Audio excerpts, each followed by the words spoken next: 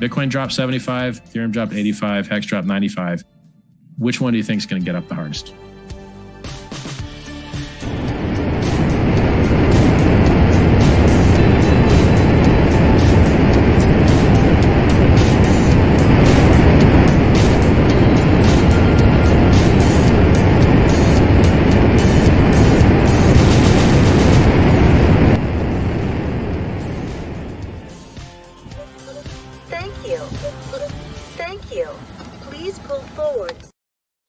Hello, chaps and chapesses. Welcome to Babylon, right there behind me. And today we are carrying on our journey to find out more about the richest man in Babylon. Okay, and today we're on chapter 3, 7 cures for a lean purse. So yeah, there's definitely been times in my life when I have needed those cures, and actually I've applied a lot of them, some more successfully than others. But with no further ado, let's dive straight in. So welcome, chaps and chapesses. Good morning, good afternoon, and good evening. So my name is Dr. H. I am the Cryptopractor. I stream on hands-on practical education, edutainment, and simple crypto investing strategies for beginners, blossoming neophytes, and the next generation OGs. So if that sort of information is of interest to you, then go down below, boop the like, spank the subscribe, set the notifications to all, and do share this information on your Twitters, on your Telegrams, on your Telegraphs, and all the other good social media stuff that I know you people are awesome at and I am not so great at. So, okay, with no further ado, let's dive straight in. And just for info, for those of you watching this on replay, I do stream live at the moment. We are going through the richest man in Babylon because there is so much information. We stream live on Sunday. It is 5 p.m.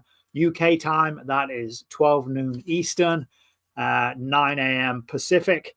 For those of you degens over in Australasia, go to bed. It is 2 o'clock on a Monday morning, but obviously you don't have work tomorrow, so stay up and enjoy and spread the good news. If you are here, do throw some comments in the chat. I try to answer as much as I can. And if you're here on the replay, throw some comments in. I will circle back around, pick them up, and use them in the next show. Okay. For those of you that haven't seen my guarantee, never financial advice, edutainment only. I try to shill no crypto coins, no trading courses, no crypto coin sponsors or affiliate links. And on that note, today's show is not, I repeat, not sponsored by hex.com. So links down below if you want to check out hex.com. It's just something that I like, and it definitely does not sponsor me.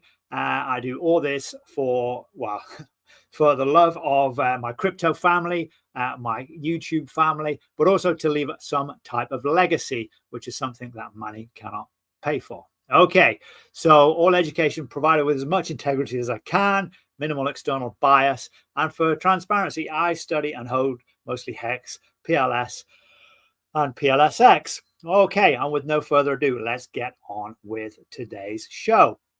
So we've already covered chapters 1 and chapters 2. I'll put links down below if you haven't found that, or just click around on the website. On the YouTube channel, you will find that under the playlist Richest Man in Babylon, chapters 1 and 2. Also, there is an episode on George Clason, who was the author of The Richest Man in Babylon. He's a super interesting chap from the information that I could glean about him. And today we are talking chapter 3, 7 cures for a lean purse. And afterwards, I am going to put chapter markers on these so you can just skip through to the actual story if that is your bag. Okay, 7 cures for a lean purse. The glory of Babylon endures. Down through the ages, its reputation comes to us as the richest of cities, its treasures as fabulous. Yet it was not always so. The riches of Babylon were the result of the wisdom of its people. They first had to learn how to become wealthy. When the good King Sargon returned from the Elamites after defeating his enemies, he was confronted with a serious situation. The royal chancellor explained it to the king. After many years of great prosperity brought to our people because your majesty built the great irrigation canals and the mighty temples of the gods, now these works are completed, the people seem unable to support themselves. The laborers are without employment, the merchants have few customers, the farmers are unable to sell their produce. The people have not enough gold to buy food. But where is all the gold gone that we spent for these great improvements? Demanded the king. It has found its way, I fear, responded the chancellor, into the possession of a very few rich men of our city. It's filtered through the fingers of most of our people as quickly as the goat's milk goes through the strainer. Now that the stream of gold has ceased to flow, most of our people have nothing to show for their earnings. The king was thoughtful for some time. Then he asked, why should so few men be able to acquire all the gold? Because they know how, replied the chancellor. One may not condemn a man for succeeding because he knows how. Neither may one with justice take away from a man what he has fairly earned to give to men of less ability. But why, demanded the king, should not all the people learn how to accumulate gold and therefore become themselves rich and prosperous? Quite possible, your excellency, but who can teach them? Certainly not the priests, because they know naught of money making. Who knows best in all our city how to become wealthy, Chancellor? Asked the king. The question answers itself, your majesty. Who has amassed the greatest wealth in Babylon? Well said, my able Chancellor. It is Arcad. He is the richest man in Babylon. Bring him before me on the morrow. Upon the following day, as the king had decreed, Arcad appeared before him, straight and sprightly, despite his 80 years and 10. Arcad, spoke the king, is it true that thou art the richest man in Babylon? So it is reported, your majesty, and no man disputes it. How becamest thou so wealthy?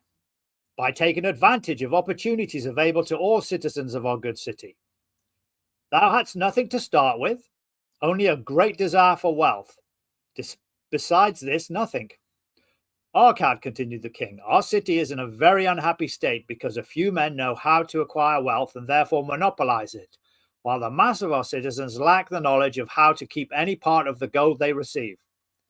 It is my desire that Babylon be the wealthiest city in the world. Therefore, it must be a city of many wealthy men. Therefore, we must teach all the people how to acquire riches. Tell me, Arcad, is there any secret to acquiring wealth? Can it be taught? It is practical, your majesty.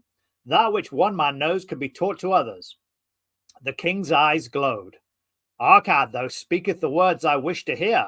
Wilt thou lend thyself to this great cause? Wilt thou teach thy knowledge to a school for teachers, each of whom shall teach others until there are enough trained to teach these truths to every worthy subject in my domain? Arcad bowed and said, I am thy humble servant to command. Whatever knowledge I possess will I gladly give for the betterment of my fellow men and the glory of my king. Let your good chancellor arrange for me a class of 100 men, and I will teach to them 7 cures which did fatten my purse, than which were there none leaner in Babylon. I will teach to them 7 cures which did fatten my purse, than which there was none leaner in all Babylon. A fortnight later, that's 2 weeks for the North Americans, a fortnight later, in compliance with the king's command, the chosen 100 assembled in the great hall of the Temple of Learning, seated upon colourful rings in a semicircle. Arcad sat beside a small tabaret upon which smoked a sacred lamp, sending forth a strange and pleasing odour. Behold, the richest man in Babylon, whispered a student, nudging his neighbour as Arcad arose. He is but a man, even as the rest of us. As a dutiful subject of our great king, Arcad began, I shall stand before you in his service. I stand before you in his service because once I was a poor youth who did greatly desire gold, and because I found knowledge that enabled me to acquire it, he asked that I impart it unto you my knowledge.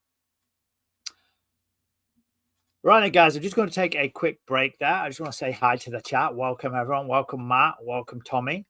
If you want to throw something in, that'd be great. If you've got any comments, who we got? Hey, Empty Corner. Nice to see you, man. Thanks for the love. Thanks for the shout out. Any questions, fire it in there, guys. Do share the chat. I don't have a huge Twitter following or X following. If you could throw it out there, and I'll get on just a second. I've actually got a bunch of other really cool images I'm going to share with you guys as well.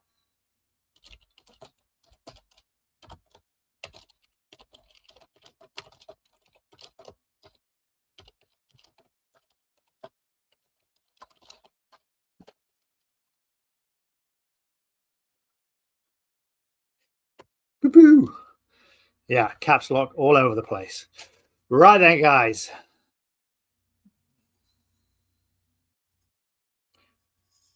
So Arkad has just arrived. For those of you who just joined, Arkad's just been summoned by the king to speak to the 100 people.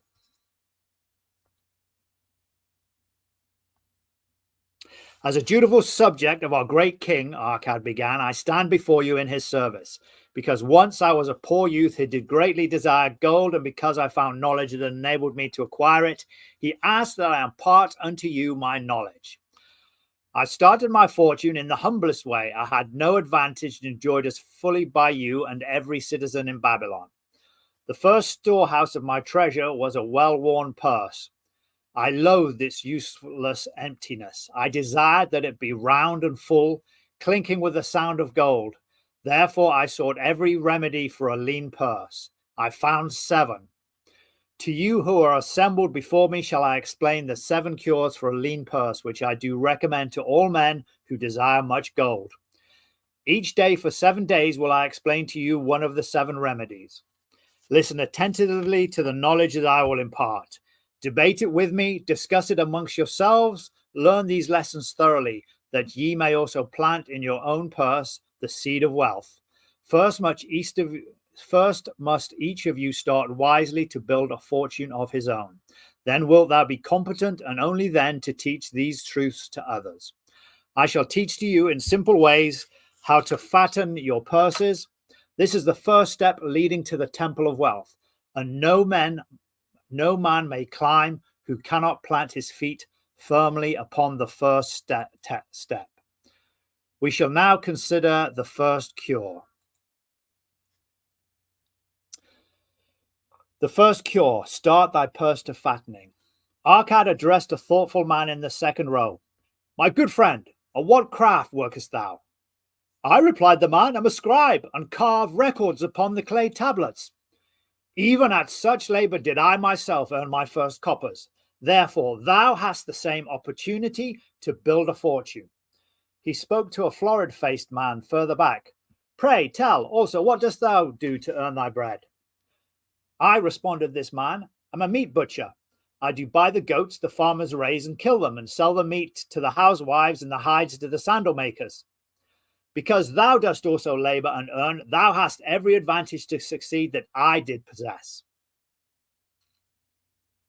In this way did Arkad proceed to find out how each man laboured to earn his living. When he'd done questioning them, he said, now, my students, you can see that there are many trades and labourers at which men may earn coins. Each of the ways of earning is a stream of gold from which the worker doth divert by his labours a portion of his own purse. Therefore, into the purse of each of you flows a stream of coins, large or small, according to his ability. Is it not so? Thereupon they agreed that it was so. Then, continued Arkad, if each of you desires to build for himself a fortune, is it not wise to start by utilizing the source of wealth which he already has established? To this they agreed. Then Arkad turned to a humble man who had declared himself an egg merchant. If thou select one of thy baskets and put into it each morning 10 eggs, and take out from it each evening 9 eggs, what will eventually happen? It will become in time overflowing. Why? Because each day I put in 1 more egg than I take out. Arkad turned to the class with a smile. Does any man here have a lean purse? First they looked amused, then they laughed. Lastly, they waved their purses in jest. All right, he continued, now I shall tell you the first remedy I learned to cure a lean purse. Do exactly as I have suggested to the egg merchant. For every 10 coins thou placest within thy purse, take out for use but 9. thy purse will start to fatten at once, and its increasing weight will feel good in thy hand and bring satisfaction to thy soul. Deride not what I say because of its simplicity. Truth is always simple. I told thee I would tell thee how to build a fortune. This was my beginning. I too carried a lean purse and cursed it because there was naught within to satisfy my desires. But when I began to take out from my purse but 9 parts of the 10 I put in, it began to flatten. So will thine. Now, I will tell thee a strange truth, the reason for which I know not.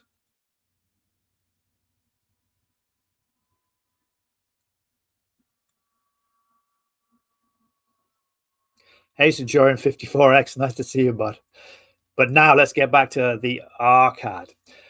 Now I'll tell thee a strange truth, the reason for which I know not. When I ceased to pay out more than 9/10 of my earnings, I managed to get along just as well. I was not shorter than before. Also, ere long did coins come to me more easily than before. Surely it is the law of the gods, that unto him who keepeth and spendeth not a certain part of all his earnings, shall gold come more easily. Likewise, him whose purse is empty does avoid gold. Which desireth thou most? Is it the gratification of thy desires of each day, a jewel, a bit of finery, better raiment, more food, a Lamborghini, things quickly gone and forgotten? Or is it substantial belongings, gold, land, merchandise, herds, income-bringing investments? Thy coins takest from thy purse, bring the first. The coins thou leavest within it, bring the latter. This, my students, is the first cure I did discover for my lean purse. For each 10 coins I put in, to spend but 9. Debate this among yourselves. If any man proves it untrue, tell me again upon the morrow when we shall meet.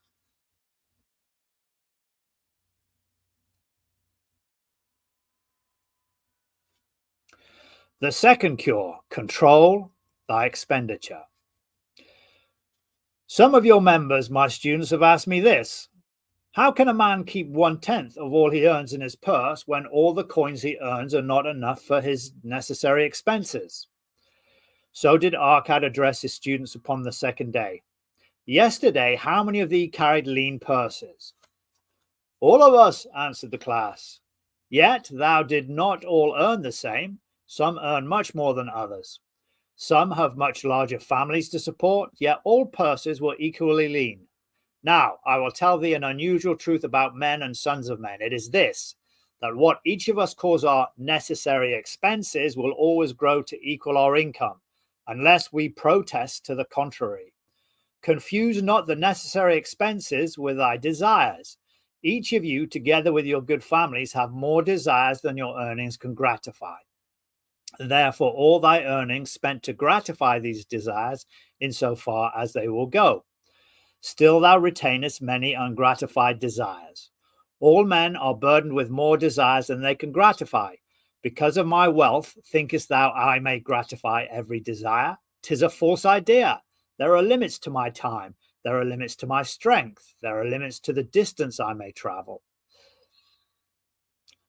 There are limits to what I may eat. There are limits to the zest with which I may enjoy. I say to you that just as weeds grow in a field, whenever the farmer leaves space for their roots, even so freely do desires grow in men, whenever there is a possibility of the desires being gratified. Thy desires are a multitude, and those that thou mayest gratify are but few. Study thoughtfully thy accustomed habits of living. Herein may be most often found certain accepted expenses that may wisely be reduced or eliminated.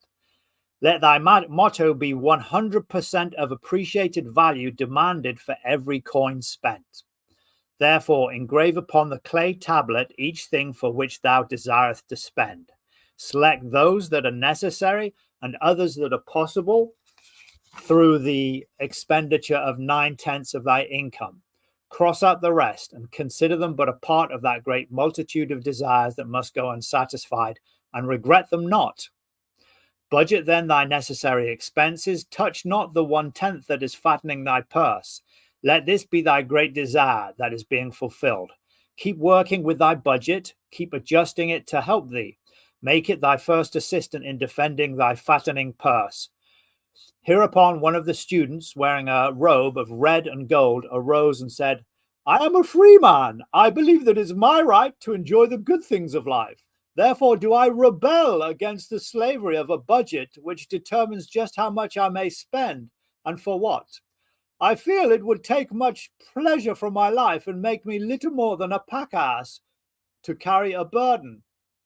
To him Arcad replied, Who, my friend, would determine thy budget? I would make it for myself, responded the protesting one. In that case, were a pack-ass to budget his burden, would he include therein jewels and rugs and heavy bars of gold? Not so. Would he include hay and grain and a bag of water for the desert trail? The purpose of a budget is to help thy purse to fatten. It is to assist thee to have thy necessities and, insofar as attainable, thy other desires. It is to enable thee to realize thy most treasured desires by defending them from thy casual wishes. Like a bright light in a dark cave, thy budget shows up the leaks from thy purse and enables thee to stop them and control thy expenditures for definite and gratifying purposes. This, then, is the second cure for a lean purse. Budget thy expenses that thou mayest have coins to pay for thy necessities, to pay for thy enjoyments, and to gratify thy worthwhile desires without spending more than 9/10 of their earnings. Right, guys, and we're gonna zip on to the okay. That was the image for the previous one. So we're going to zip onto the third cure, but just before that, I just want to give a shout out to people. It's probably a more appropriate spot. Thanks, guys, for swinging by. Just pop something down in the chats. Like it if you can share it with your friends and colleagues. Throw it out to X there. That would be much appreciated. Obviously, if you haven't already, on this channel, I'm halfway through the free 6 lesson course on creating a simple crypto investment strategy for beginners, blossoming neophytes, the next generation OGs. That's actually my focus when I'm not live streaming, and I've just decided to do a live stream middays on Sundays because it's a good day for me. I do work. My main gig is I'm a chiropractor. I do like crypto a lot, and I've been in since 21 when I bought the top in Hex.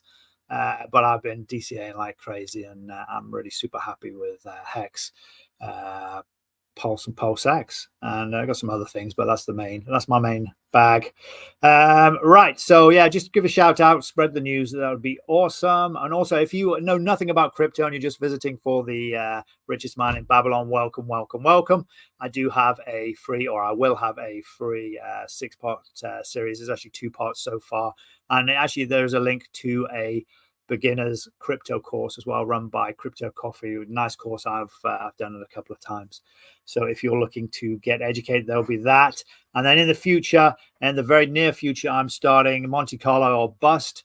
That is my new program. That's just for funsies. So that is, I'm going to start a wallet. You can see me using the wallet live, or as live as I can get it without doxing myself. You can see me using the wallet live, doing things like buying and selling crypto, more exotic crypto, like the ones that I'm involved in, a little bit harder to get hold of. I like them. It's up to you. You can work it out for yourself. And yeah, so that's what we've got going on in the chapter. Thanks for joining us, everyone. And we're going to go on to the third cure for a lean purse. Right, make thy gold multiply. Behold, thy lean purse is fattening. Thou hast disciplined thyself to leave therein 1/10 of all thou earnest. Thou hast controlled thy expenditures to protect thy growing treasure. Next, we will consider means to put thy treasure to labor and to increase. Gold in a purse is gratifying to own, and satisfieth a miserly soul, but it earns nothing. The gold we may retain from our earnings is but the start. The earnings it will make shall build our fortune. So spoke Arcad upon the 3rd day of his class. How, therefore, may we put our gold to work? My first investment was unfortunate, for I lost it all. Its tale I will relate later. My first profitable investment was a loan I made to a man named Agar, a shield maker. Once each year did he buy large shipments of bronze brought from across the sea to use in his trade. Lacking sufficient capital to pay the merchants, he would borrow from those who had extra coins. He was an honourable man. His borrowing he would repay, together with a liberal rental, as he sold his shields. Each time I loaned to him, I loaned back also the rental he had paid me. Therefore, not only did my capital increase, but its earnings likewise increased. Most gratifying was it to have these sums returned to my purse. I tell you, my students, a man's wealth is not in the coins he carries in his purse, it is in the income he buildeth. The goadeth stream, steady, that continually floweth into his purse, and keepeth it always bulging. Steady. That is what every man desireth. That is what thou, each of thee, desireth, an income that continueth to come whether thou work or travel. Great income have I acquired, so great that I am called a very rich man. My loans to Agar were my first training in profitable investing. Gaining wisdom from this experience, I extended my loans and investments as my capital increased, from a few sources at first, from many sources later. Flowed into my golden purse a golden stream of wealth available for such wise uses as I should desire. Behold, from my humble earnings I have begotten a horde of golden slaves, each labouring and earning more gold. As they laboured for me, so their children also laboured, and their children's children, until great was the income from their combined efforts. Gold increaseth rapidly when making reasonable earnings, as thou wilt see from the following. A farmer, when his first son was born, took 10 pieces of silver to a moneylender and asked him to keep it on rental for his son until he became 20 years of age. This the moneylender did, and agreed the rental should be 1/4 of its value each 4 years.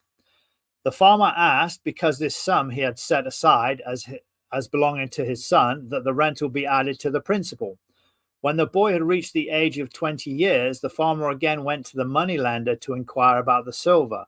The moneylender explained that because this sum had been increased by compound interest, the original 10 pieces of silver had now grown to 30 1/2 pieces. The farmer was well pleased, and because the son did not need the coins, he left them with the moneylender.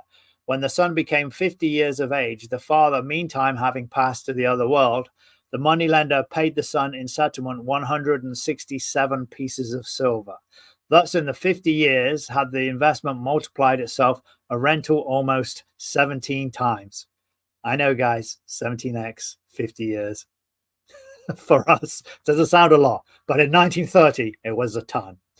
Okay, this then is the third cure for a lean purse. To put each coin to labouring, that it may reproduce its kind, even as the flocks of the field, and help bring to thee income a stream of wealth that shall flow constantly into thy purse.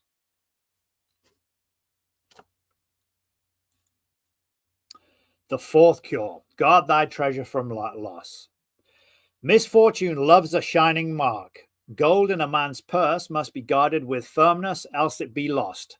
Thus it is wise that we must first secure small amounts and learn to protect them before the gods entrust us with larger. So spoke Arcad upon the 4th day of his class. Every owner of gold is tempted by opportunities whereby it would seem that he could make large sums by its investment in most plausible projects. Often friends and relatives are eagerly entering such investments and urge him to follow. The first sound principle of investment is security for thy principal. It is wise to be intrigued by larger earnings while thy principal, is it wise to be intrigued by larger earnings when thy principal may be lost? I say not. The penalty of risk is probable loss. Study carefully before parting with thy treasure, each assurance that it may be safely reclaimed. Be not misled by thine own romantic desires to make wealth rapidly. Before thou loan it to any man, assure thyself of thy ability to repay, and his reputation for doing so, that thou mayest not unwittingly be making him a present of thy hard-earned treasure. Getting rugged. Before thou entrust it as an investment in any field, acquaint thyself with the dangers which may beset it.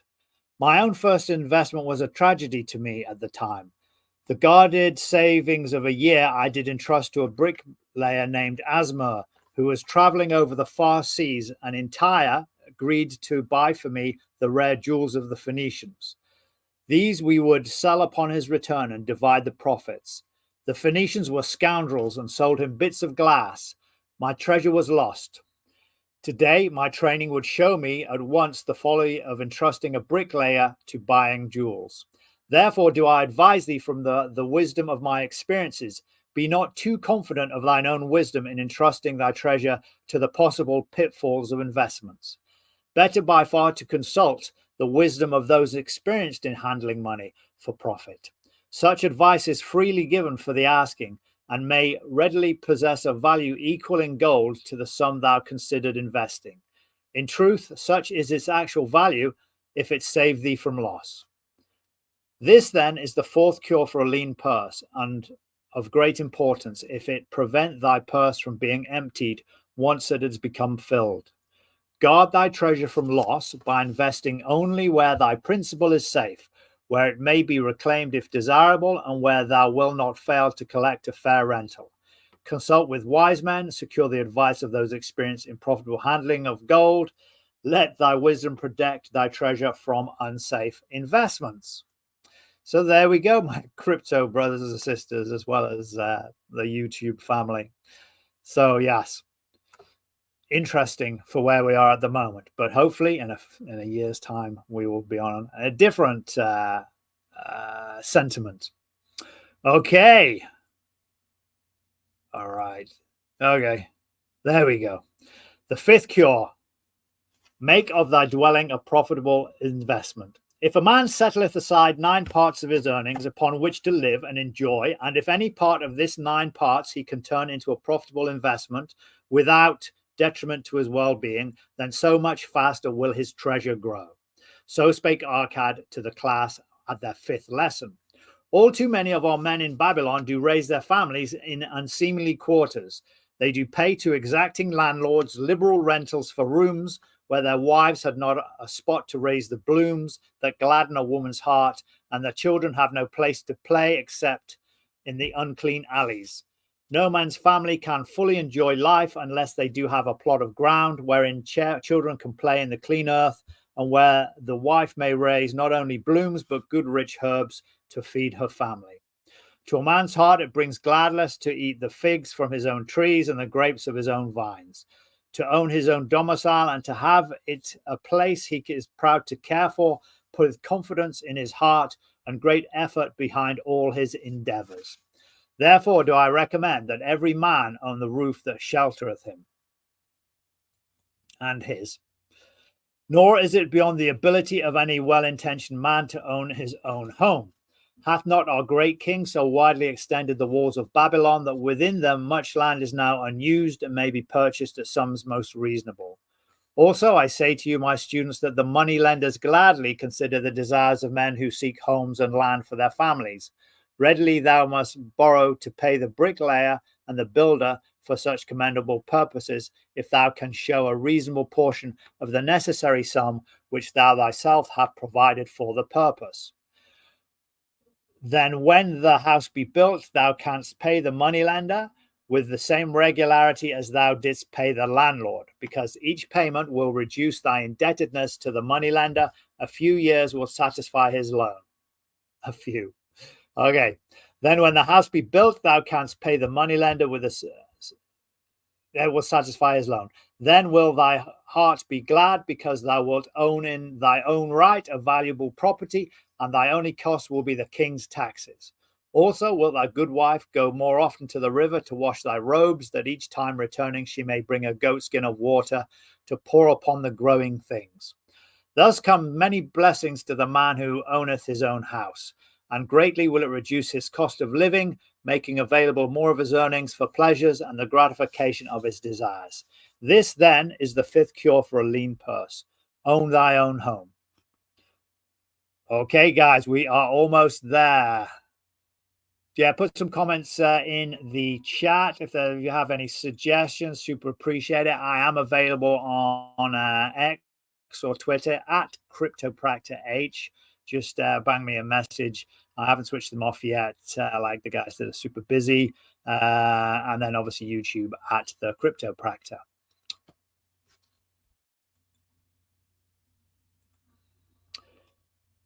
The sixth cure: ensure a future income. The life of every man proceedeth from his childhood to his old age. This is the path of life, and no man may deviate from it unless the gods call him prematurely to the world beyond.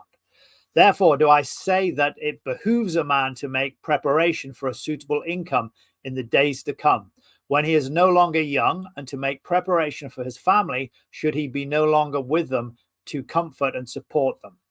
This lesson shall instruct thee in providing a full purse when time has made thee less able to learn. So Arcad addressed his class upon the sixth day in this manner: The man who, because of his understanding of the laws of wealth, acquireth a growing surplus, should give thought to those future days. He should plan certain investments or provisions that may endure safely for many years, yet will be available when the time arrives which he has so wisely anticipated. There are diverse ways by which a man may provide with safety for his future. He may provide a hiding place and there bury a secret treasure. Yet no matter with what skill it be hidden, it may nevertheless become the loot of thieves. For this reason, I recommend not this plan. A man may buy houses or lands for this purpose. If wisely chosen as to their usefulness and value in the future, they are permanent in their value, and their earnings or their sale will provide well for this purpose.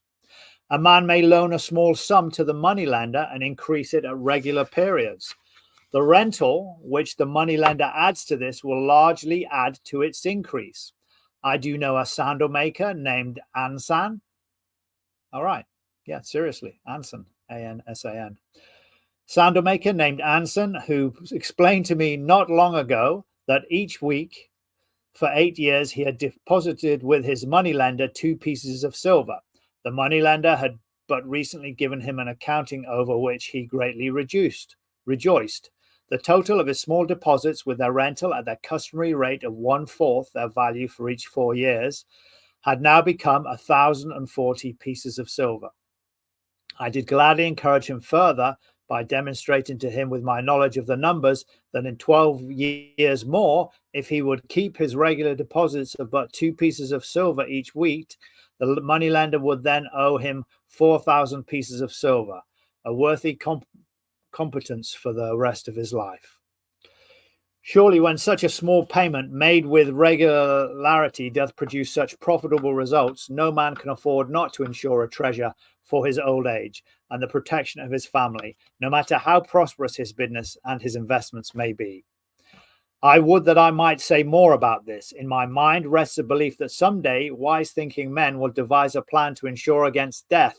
So this is a sales pitch for life insurance by the richest man in Babylon. So they're shilling life insurance. That someday wise-thinking men will devise a plan to insure against death, whereby many men pay but a trifling sum regularly, the aggregate making a handsome sum for the family of each member who passeth to the beyond. This do I see as something desirable and which I could highly recommend. But today it is not possible, because it must reach beyond the life of any man or any partnership to operate. It must be as stable as the king's throne. Someday do I feel that such a plan shall come to pass and be a great blessing to many men, because even the first small payment will make available a small fortune for the family of a member should he pass on. But because we live in our day and not in the days which are to come, we must take advantage of those means and ways of accomplishing our purpose. Therefore do I recommend to all men that they be wise and well thought out methods to provide against a he paused. To provide against a lean purse in their mature years. For a lean purse to a man no longer able to earn, or to a family without its head, is a sore tragedy.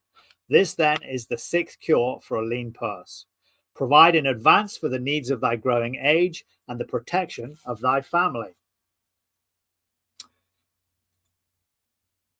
The seventh cure, increase thy ability to earn. This day do I speak to thee, my students, of one of the most vital remedies for a lean purse. Yet I will talk not of gold, but of yourselves, of the men beneath the robes of many colors who do sit before me. I will talk to you of those things within the minds and lives of men which do work for or against their success. So did Arcad address his class upon the seventh day.